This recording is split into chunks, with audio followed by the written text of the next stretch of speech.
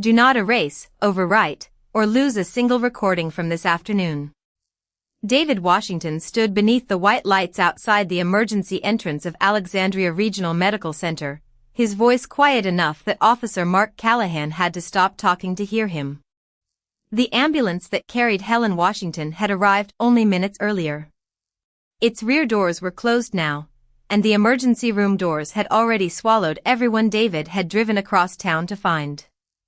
Callahan stood near the curb with Officer Peter Lawson several feet away. Both wore body cameras. Captain Richard Bennett had not arrived yet. A young woman named Sarah Mitchell stood near the entrance holding her phone with both hands, the screen still showing a video recorded outside the public library. David noticed everything without appearing to look at anything for long. Callahan's camera. Lawson's camera. Sarah's phone. The ambulance number. The hospital entrance camera above the sliding doors. His mother's brown purse sitting inside a clear belongings bag on a nearby chair. "And who exactly are you?" Callahan asked. David looked through the glass doors. "Her son." His answer carried no title, no warning, no attempt to make himself larger than the moment. He was 55, dressed in a charcoal suit with his tie loosened from the drive, but nothing about his appearance explained why Sarah suddenly stared at him as if she recognized his face. "Your mother experienced a medical emergency during an investigation," Callahan said. David turned toward him. "What investigation?" "We received a report involving someone matching a description near the library." "Did she match it?" Callahan hesitated. Lawson looked toward him. David noticed that too. "I asked whether she matched the description." "There were similarities." "And differences?" Lawson answered this time. "Yes." Callahan glanced at his partner. David's expression remained controlled. "Were those differences known before my mother became ill?" Silence. Somewhere behind the emergency doors, a cart rolled across tile. A telephone rang at the reception desk. David could hear every ordinary hospital sound with painful clarity. Sarah stepped closer, still holding her phone. "Sir, I recorded part of what happened." David looked at her. "Keep the original file." "I already backed it up." "Good." Callahan folded his arms. "Nobody is trying to hide anything." David met his eyes. "Then preservation protects everyone." Lawson lowered his gaze toward his body camera. "Mine was running from when I arrived." David nodded. "Thank you." He looked back toward Callahan. "Yours?" "Yes."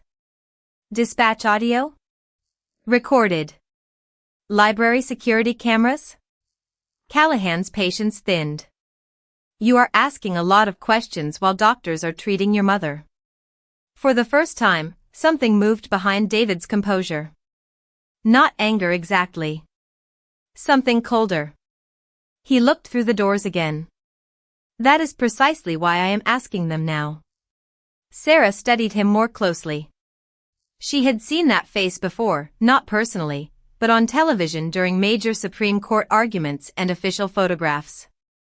Her eyes widened. "Wait," she said softly. "You are Justice Washington." Callahan's expression changed. David saw it happen. The shoulders shifted. The tone disappeared before the next sentence was spoken. "Justice Washington, I did not realize," David raised one hand. "Do not." Callahan stopped. David's voice remained low. "Do not become more careful because you know my job." He looked toward the belongings bag containing Helen's purse. A blue library card was visible through the plastic. "Whatever happened to my mother mattered before you knew who her son was." The emergency doors opened. A doctor stepped into the waiting area and looked around. "Family of Helen Washington?" David turned immediately. "I am her son." The doctor approached with the measured expression of someone carrying news that could not be made lighter by choosing different words. David felt the entire hallway narrow to the distance between them. His phone was still in his hand. 3 unanswered calls to his mother remained on the screen. The doctor began to speak, but David barely heard the first sentence. 13 minutes earlier, Helen Washington had been standing outside the Alexandria Public Library with a borrowed book beneath her arm, wondering why her son was late for dinner. 13 minutes earlier, Helen Washington stood near the circulation desk inside the Alexandria Public Library, turning a children's history book over in her hands while afternoon sunlight fell through the tall windows. At 73, she still read the copyright page before the first chapter, still inspected bindings for loose pages, and still believed returning a book late was a character flaw. For 31 years, she had worked in public school libraries, and retirement had done nothing to weaken her affection for the smell of paper, polished wood, and old shelves. "Your granddaughter will like that one," a young librarian named Melissa said. Helen adjusted her glasses. "She says history is boring." "And you bought her a history book?" "I am borrowing it." "That makes the lesson free." Melissa laughed. Helen placed the book on the counter and opened her brown purse. Her blue library card rested in the front pocket beside her driver's license. She handed it over, waited for the scanner to beep, then slipped the card carefully back into place. Her phone rang. "David. You remembered I exist," Helen said. Her son laughed. "Good afternoon to you too, Mom. Dinner is at 6:30. "I know. Judges are not exempt from clocks. I am leaving Washington soon." Soon is not a time. 6:15. Helen smiled. "Better." David asked what she was doing. "At the library. I found something for your daughter." "Another book she did not ask for?" "Children rarely ask for what improves them. You have been saying that since I was 8. And look how well you turned out." David laughed again. "I will see you shortly. Drive carefully. Always. Love you." "Love you too." Helen ended the call, tucked the borrowed book beneath her arm, and headed toward the exit. Outside, the air was mild, and the library steps held the last warmth of the afternoon sun. Helen paused near the bottom to adjust the strap of her purse. Half a block away, Officer Mark Callahan listened as dispatch relayed a report connected to a disturbance near a convenience store. The description was incomplete: older individual, dark outer clothing, last seen moving toward the library area. No confirmed name. No clear identification. No precise height. Callahan repeated the description into his radio and drove toward the library. Helen wore a dark cardigan over a cream blouse. She had taken fewer than 20 steps from the entrance when the patrol vehicle pulled toward the curb. She barely noticed it until Callahan stepped out. "Ma'am, stop for me." Helen stopped immediately and turned. "Yes, officer?" Callahan approached. "Where are you coming from?" Helen looked toward the building behind her. "The library." "Were you near Jefferson Street a few minutes ago?" No identification. Helen blinked. "Excuse me? I need to see identification." Her confusion deepened, but she remained calm. "All right." She shifted the borrowed book beneath her left arm. "My driver's license is in my purse." Her right hand moved toward the zipper. Callahan's voice sharpened. "Keep your hands where I can see them." Helen froze. "You asked for my identification. And I am telling you to keep your hands visible." She slowly moved her hand away from the purse. "Then tell me how you would like me to get it." A woman named Sarah Mitchell was walking toward the library entrance when she heard the exchange. She slowed. Callahan looked at Helen's dark cardigan, then at the purse, then toward the street. "Just stand there." Helen obeyed. "May I ask what this is about?" "We are checking on an incident nearby." "And what does that have to do with me?" Callahan did not answer directly. Sarah stopped near the railing. Helen looked down at the borrowed book beneath her arm, then back at the officer. Her blue library card was still inside her purse, resting beside the identification he had requested. Less than a mile away, David Washington ended a meeting early, picked up his coat, and headed toward the elevator, still believing his biggest problem that evening would be arriving after 6:30.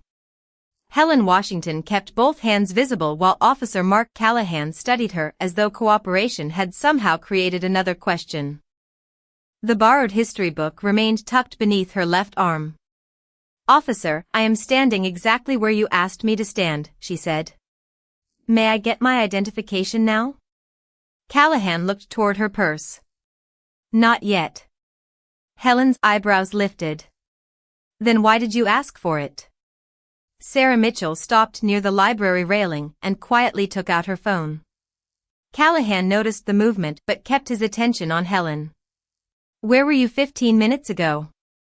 "Inside the library." "Before that?" "At home." "Were you anywhere near Jefferson Street?" No. Helen looked toward the patrol vehicle. "Can you tell me what the person you are looking for actually did?" Callahan's jaw tightened. "I am asking the questions." Helen became still. "And I am answering them." The afternoon traffic continued behind them. A city bus passed at the intersection. The library doors opened and closed as two students stepped outside, glanced toward the officer, and walked away more slowly than before. Sarah raised her phone and began recording. Callahan touched his shoulder radio. "Dispatch, repeat the description." Static answered first. Then the dispatcher's voice returned, "Older individual, dark outer clothing, possible involvement in a disturbance, last observed heading east from Jefferson Street." Callahan looked at Helen's cardigan. "Age?" he asked. The dispatcher paused. "Caller estimated somewhere in the late 50s to early 60s. Helen looked at Callahan. "I am 73. Sarah's phone captured the sentence. Callahan continued. "Height?" Another pause. "Approximately 5 feet 8 inches. Helen was barely 5 feet 4. "Anything else?" Callahan asked. Caller mentioned a gray hooded jacket and a red tote bag. Helen looked down at herself. Dark cardigan. Cream blouse. Brown purse. History book. No hood. No red bag. Sarah lowered the phone just enough to look directly at Callahan. Helen waited. "Officer," she said, "that does not sound like me." Callahan's expression remained guarded. Descriptions are not always exact. 4 inches, 15 years, a different coat, and a different bag? Her voice stayed polite, but the question carried its own weight. A second patrol vehicle approached the curb. Officer Peter Lawson stepped out and walked toward them. "What do we have?" Callahan answered. "Possible match from the Jefferson Street disturbance. Working on identification." Lawson looked at Helen, then at the book beneath her arm and the purse she had been told not to touch. "Has she refused identification?" "No," Helen said before Callahan could answer. "My license is in my purse. I was told not to reach for it." Lawson looked at Callahan. Then let her retrieve it slowly. Callahan shook his head. "I want to finish establishing the situation first." Lawson glanced toward the library entrance. "Security cameras probably have her leaving the building." Helen nodded. "And the librarian checked out this book to me 5 minutes ago." She lifted the book slightly. A white checkout slip protruded from between the pages. "My library card is in the same purse as my license." Callahan looked at the slip but did not ask to see it. Sarah continued recording. Lawson lowered his voice. "Mark, the description is weak." Callahan answered just as quietly. "We still need to rule her out." Helen heard enough. "Then rule me out." The simplicity of the sentence made Lawson look toward her. Helen continued, Check my identification. Ask the librarian. Look at the cameras. But please stop asking me to prove something while preventing me from reaching the proof. Callahan's face hardened. Ma'am, do not tell me how to conduct an investigation. Helen took a slow breath. Something about the air suddenly felt heavier than it had a minute earlier. She shifted the book against her arm and pressed her lips together. Lawson noticed. Ma'am, are you feeling all right? Helen did not answer immediately. Her free hand remained visible, but her fingers had begun trembling. I need to sit down, she said. Lawson stepped toward the library stairs and pointed to the nearest bench. Of course. Callahan looked toward him. We still need identification. Lawson turned. She just said she needs to sit down. Helen took one careful step toward the bench. Her phone began ringing inside her purse. The familiar sound made her close her eyes for half a second. David. Sarah's camera remained steady. Lawson reached for his radio. I am requesting medical assistance. Callahan looked at him. Peter, we have not finished the contact. Lawson's expression changed. The contact can wait. Helen lowered herself onto the bench beside the library steps, placing the borrowed history book carefully beside her. Her breathing had become shorter. The blue edge of her library card was visible through the partly open purse at her feet. Her phone continued ringing. Less than a mile away, David Washington looked at his mother's unanswered call and pressed the button to dial again. Lawson's request for medical assistance changed the rhythm of the sidewalk immediately. Helen Washington sat on the bench beside the library steps with the borrowed history book resting beside her and her brown purse near her shoes. Her breathing remained shallow, and she kept one hand against the edge of the bench as if steadying herself against a world that had suddenly become too loud. Ma'am, help is coming, Officer Peter Lawson said. Helen nodded once. Thank you. Officer Mark Callahan stood several feet away, looking between Helen and the purse that still contained the identification he had requested. We still need to establish who she is, he said. Lawson turned toward him. Mark, look at her.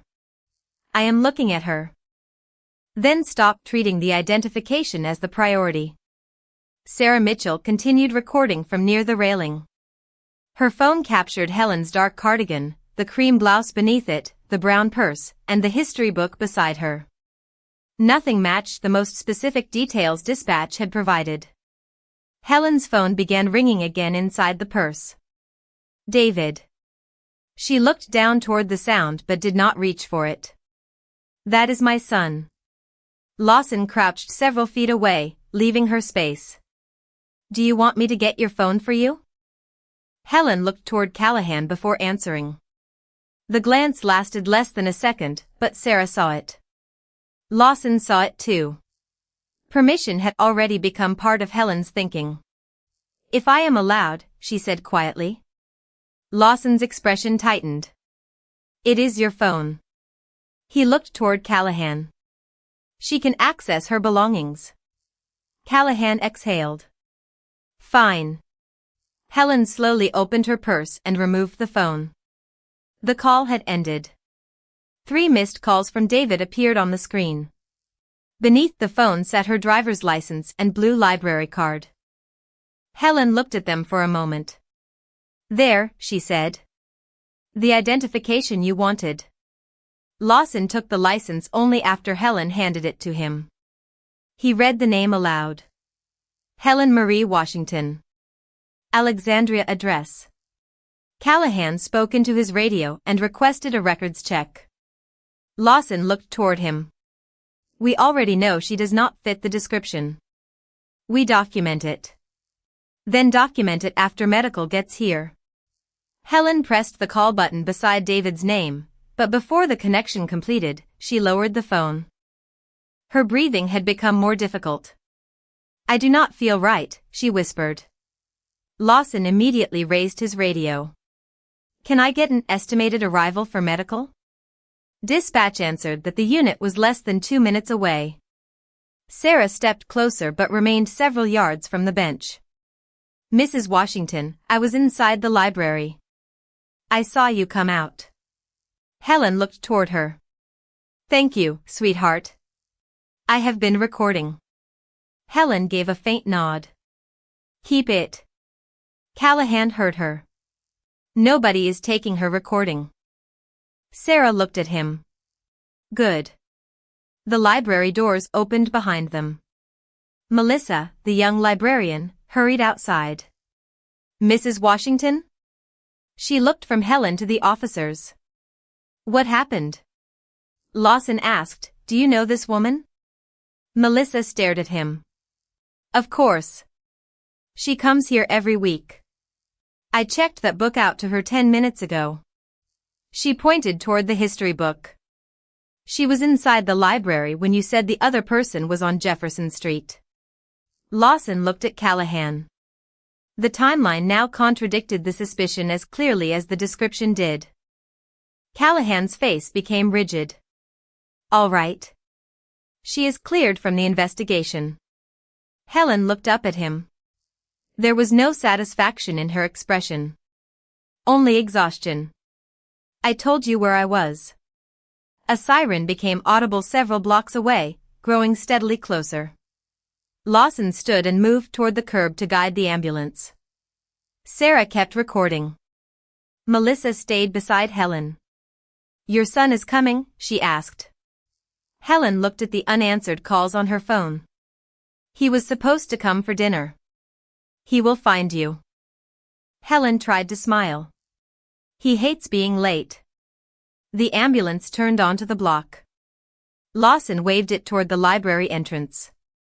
Medical personnel approached Helen and began speaking with her in calm, measured voices. Callahan stepped back for the first time since the encounter began. Helen's purse, library card, and borrowed book remained together on the bench. Sarah lowered her phone only when the medical team prepared to leave. Which hospital? She asked Lawson. Alexandria Regional. Helen's phone rang once more as the ambulance doors closed. David again. Nobody answered in time. Less than 13 minutes later, David Washington would be standing beneath the emergency entrance lights, staring through glass doors while his mother's blue library card waited inside a clear belongings bag. The emergency room doors closed behind the medical team, leaving David Washington in a hallway filled with white light and unanswered questions. He stood beside the clear belongings bag containing his mother's purse, library card, phone, and the borrowed history book she had planned to give his daughter.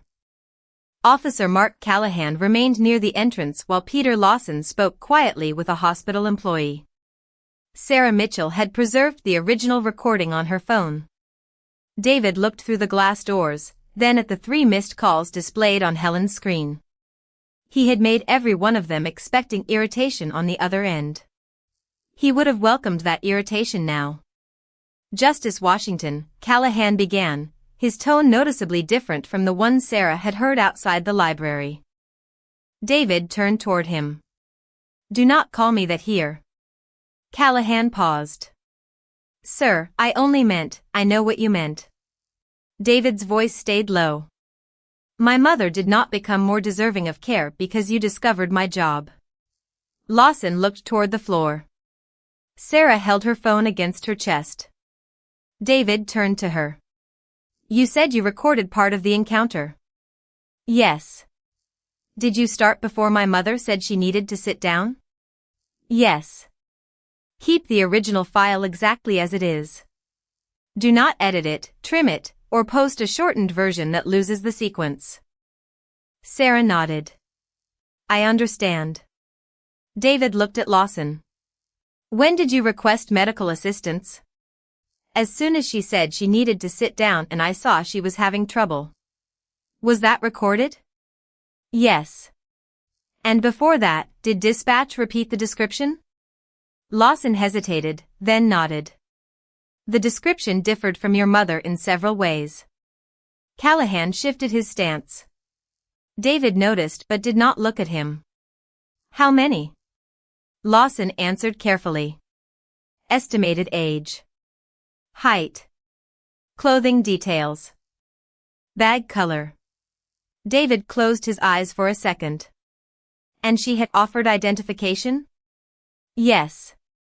But was initially told not to retrieve it?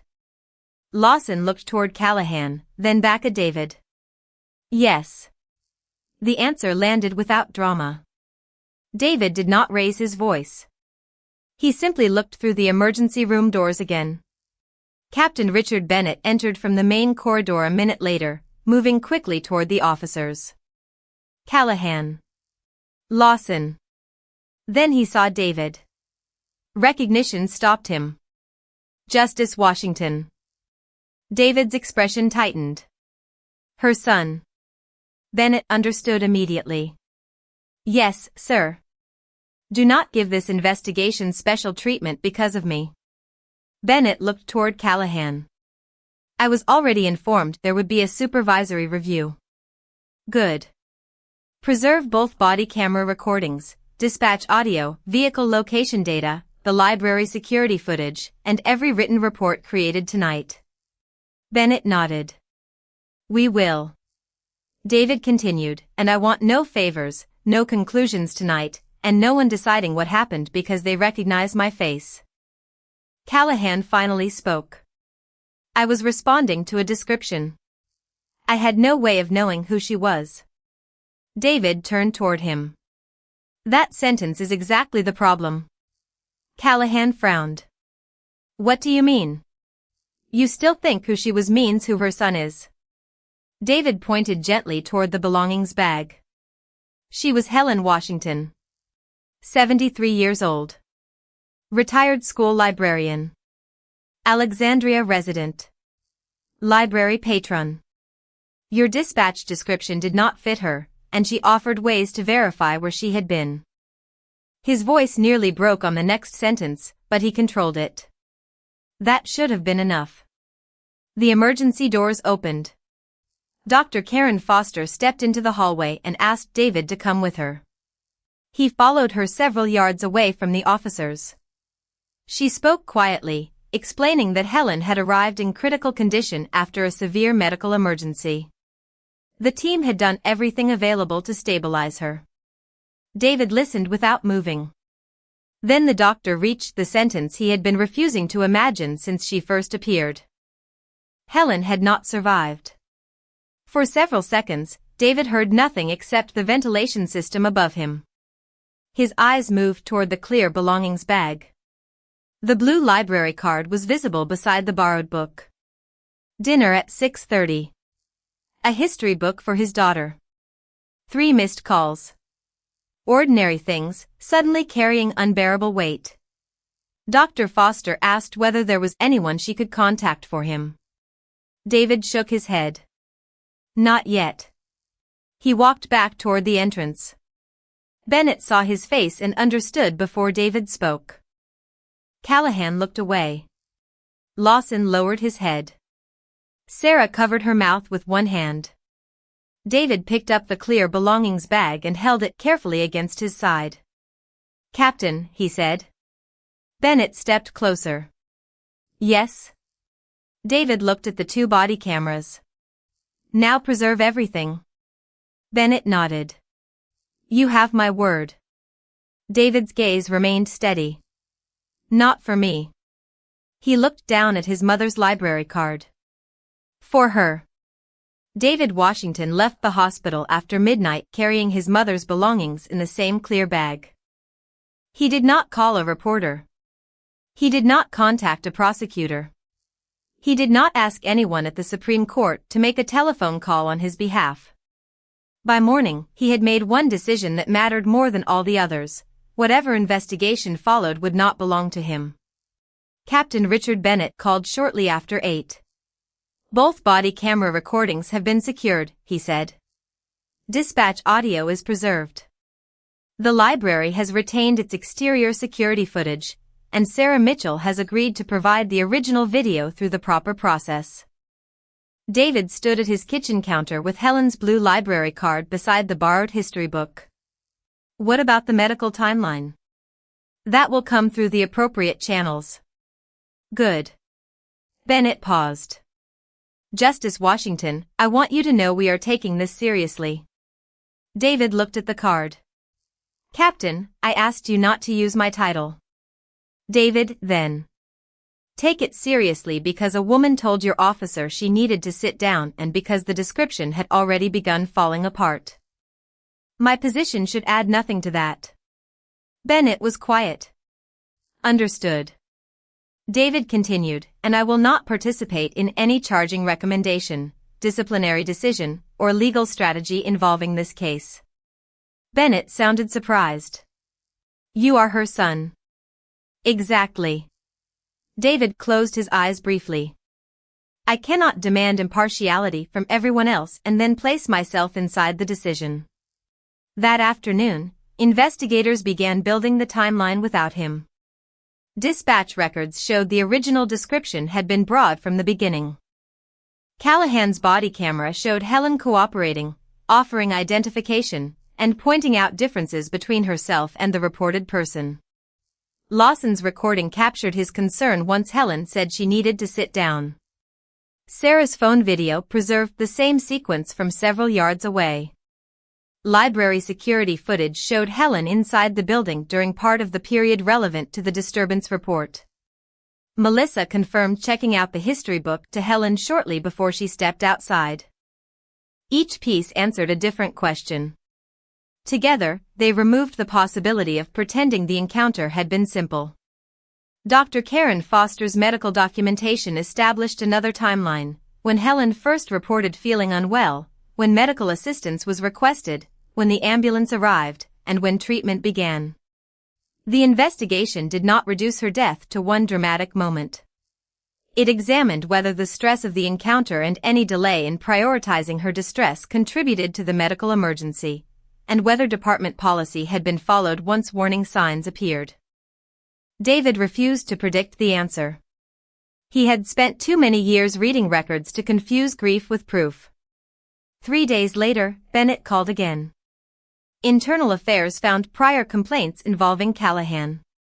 David's hand stopped over the history book. How many? Enough to warrant comparison. I cannot give you conclusions yet. Do not. Bennett paused. You do not want to know? I want the investigation to know. That is different. David walked toward the window. Were the earlier complaints reviewed independently? Yes. Then compare them carefully. Similarity is not guilt. Understood. David looked down at the borrowed book. His daughter had not asked about it yet. He had not found the words to tell her why her grandmother had chosen it. And Captain? Yes. If Callahan did something wrong, establish it because the record proves it. If Lawson did something right, document that too. Do not flatten everyone into one story because the outcome was terrible. Bennett exhaled slowly. Your mother would have been proud of that. David's face tightened. You did not know my mother. No, then let the evidence speak for what happened to her. After the call, David opened Helen's purse for the first time since the hospital. Her driver's license rested beside the blue library card exactly where she had said it was. He held both in his palm. 2 ordinary pieces of identification. 2 things that could have answered Callahan's question within seconds if the encounter had allowed the answer to matter. David placed the license back inside the purse. He kept the library card in his hand. Outside his window, Washington moved through another ordinary afternoon. Inside, the most powerful judge in the country sat alone at his kitchen table and chose the one form of power grief made hardest to practice, restraint. 5 days after Helen Washington died, Captain Richard Bennett sat inside a conference room with 3 timelines projected across the wall. One came from dispatch. One came from the body cameras. The third came from medical records. None cared who David Washington was. That was exactly how David wanted it. Investigators had synchronized the recordings by timestamp. The first dispatch call described an older individual in a gray hooded jacket carrying a red tote bag. Helen had worn a dark cardigan and carried a brown purse. The caller estimated the person at roughly 5 feet 8 inches and considerably younger than Helen. Library footage placed Helen inside the building during part of the relevant period. Melissa had checked out the history book to her shortly before she walked outside. Callahan's body camera captured Helen offering identification and being told not to retrieve it. Then dispatch repeated the description. The differences became clearer. Lawson arrived and said so. Bennett paused the recording at that moment. What happened next? An investigator asked. Bennett resumed the footage. Helen asked to sit down. Lawson noticed immediately. Callahan remained focused on completing identification. Lawson requested medical assistance. The room became silent. Bennett did not need to explain why those seconds mattered. Medical reviewers were examining them separately, determining what could responsibly be said about the relationship between Helen's distress, the encounter, and the emergency that followed. No one in the room was permitted to replace medical evidence with assumption. Then the review turned to Callahan's earlier complaints. There were 4 formal complaints over 6 years involving Black residents who said verification had been available but their explanations were repeatedly discounted. One involved a Black teacher waiting outside a school after an evening program.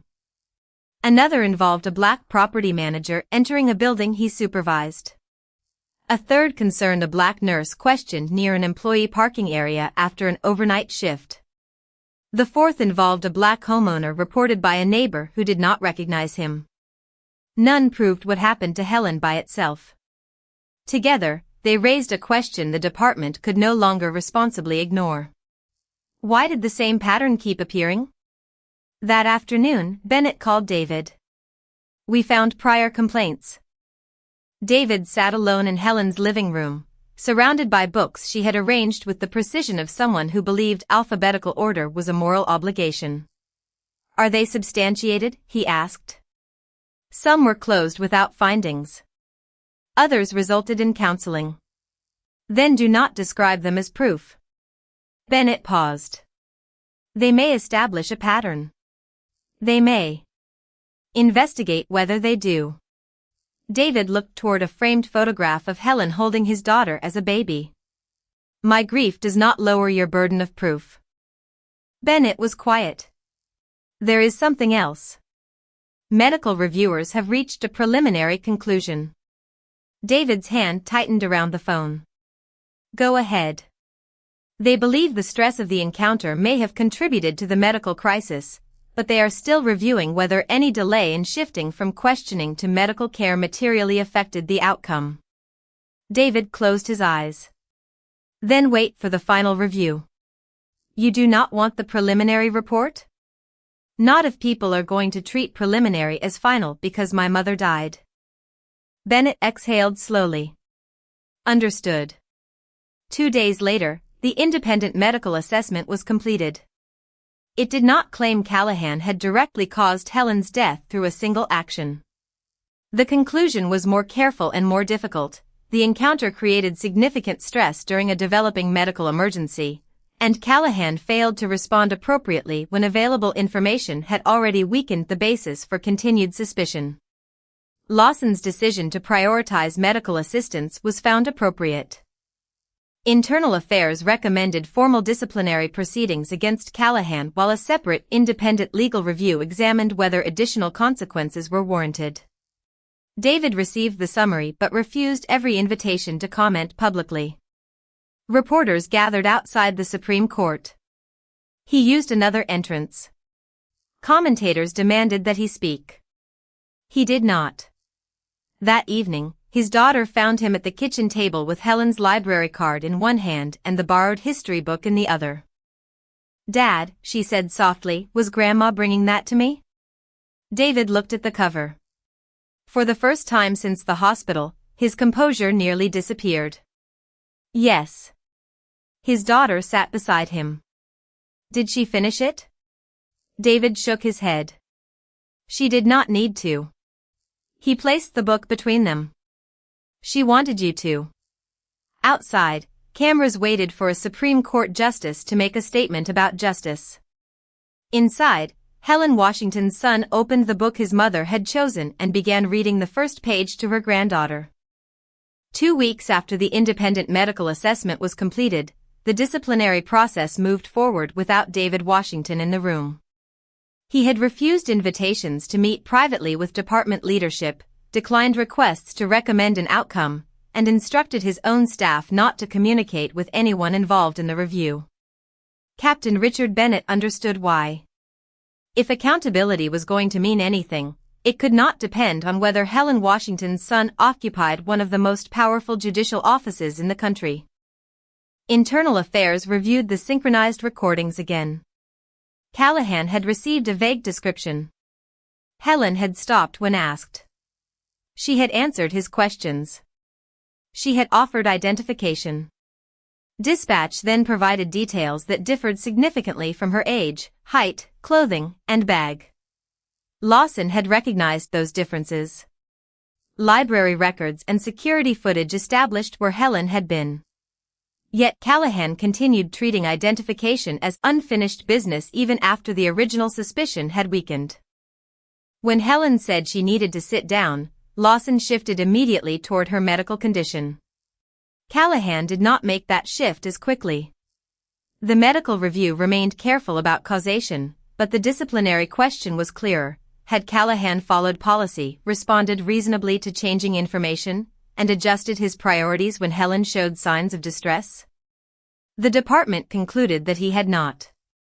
The previous complaints did not determine the finding, but they triggered a broader review of his history and the department's earlier supervision. Callahan was removed from public-facing duties while final personnel action proceeded under department rules. Lawson's conduct was evaluated separately, and investigators documented that he had challenged the weak identification, requested medical assistance, and redirected attention toward Helen's condition. Bennett called David after the decision. David was sitting in his chambers with Helen's blue library card inside the breast pocket of his suit. "The findings are complete," Bennett said. "I can send you the full summary." "Send it through counsel like every other document." Bennett paused. "You still do not want me to tell you the personnel outcome?" "I want the lawful process to reach its outcome without wondering whether I approve. People are going to say you could have demanded more." David looked toward the tall windows. "People confuse influence with justice." Bennett remained silent. David continued, "If I use my office to decide what happens to a police officer because the victim was my mother, then I teach exactly the wrong lesson about power." "And what lesson do you want taught?" David touched the edge of the library card through his coat.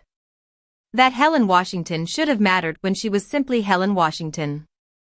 3 days later, the department announced its reforms. Supervisors would receive stronger guidance on reassessing reasonable suspicion when new facts contradicted an initial description.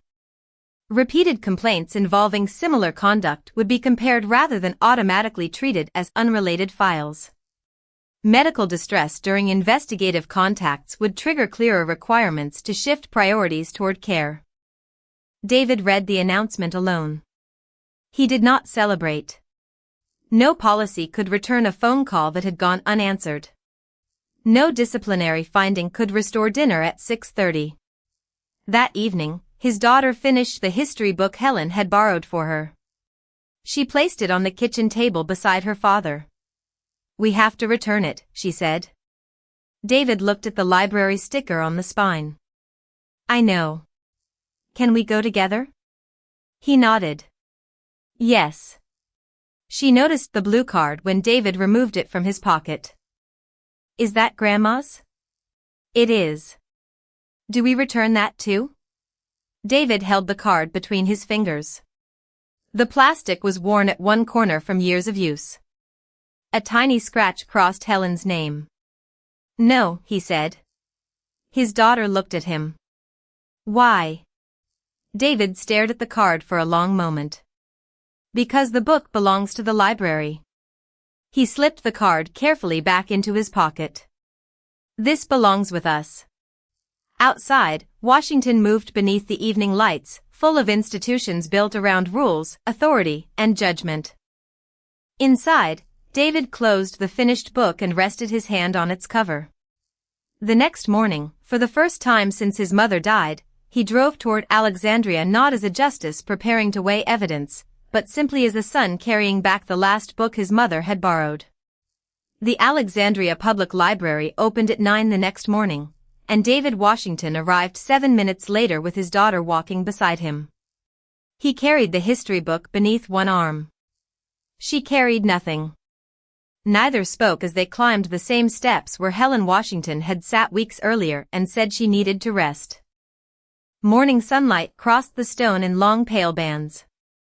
People moved through the entrance with coffee, backpacks, newspapers, and children holding stacks of books. No one stopped David. No police vehicles waited at the curb. No cameras followed him beyond the ordinary security system above the doors. Inside, the familiar smell of paper and polished wood reached him before anything else. His daughter looked around. Grandma loved this place. David nodded. She loved libraries before I knew what a library was. Melissa was working behind the circulation desk. She recognized them immediately and became still. Mr. Washington. David appreciated the choice of words. Good morning. He placed the history book on the counter. Melissa looked at it, then at his daughter. Did you finish it? The girl nodded. Every page. Your grandmother chose well. She usually did. Melissa scanned the book.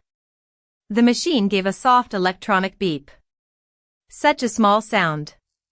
David remembered his mother teasing him about dinner, telling him judges were not exempt from clocks. He looked toward the tall windows facing the street. She spent a lot of time here after she retired? Melissa smiled. Every week.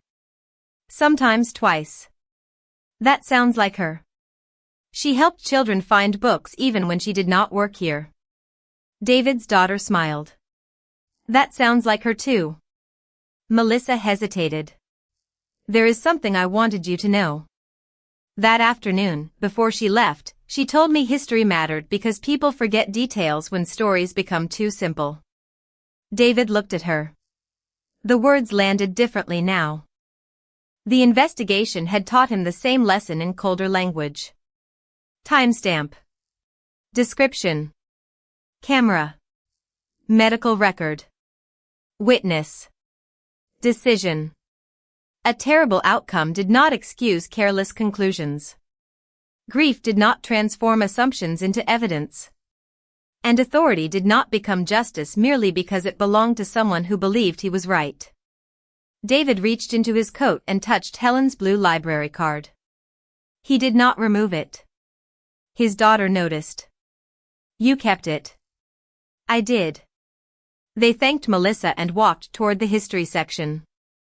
David stopped beside a window overlooking the library steps. For several seconds, he imagined his mother there with the book beneath her arm, purse at her side, irritated because he was going to be late for dinner. He preferred that image to the hospital. His daughter slipped her hand into his.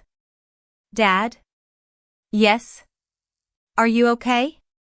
David looked down at her. He could have answered like a judge, carefully defining what the question could and could not mean. Instead, he said, not yet. She squeezed his hand. Me neither. They stood together until the silence no longer felt empty. Outside, the city continued around the place where Helen's final afternoon had changed direction. The department's review would continue. Policies would be tested by the people expected to follow them. Decisions would be judged by records rather than titles. None of it could restore Helen. That was the boundary justice could not cross. David finally turned away from the window. At the exit, he paused and looked back at the circulation desk where the returned book now rested on a cart among dozens of others. Soon another child would borrow it. Another family would carry it home. The book's journey would continue without knowing what it had come to mean. David stepped outside with his daughter. The morning air was cool, He reached into his coat and took out Helen's library card. Sunlight caught the worn blue plastic and the small scratch across her name. His daughter looked at it but said nothing. David held it for another moment, then returned it carefully to the inside pocket closest to his heart. They walked down the library steps together. Behind them, the doors opened for another visitor. Ahead, traffic moved through Alexandria as it always had. No applause followed them. No final judgment could make the loss fair. There was only a father, a daughter, a borrowed book returned, and one library card that would never be surrendered. David took his daughter's hand as they crossed toward the parking lot. For once, he did not look back.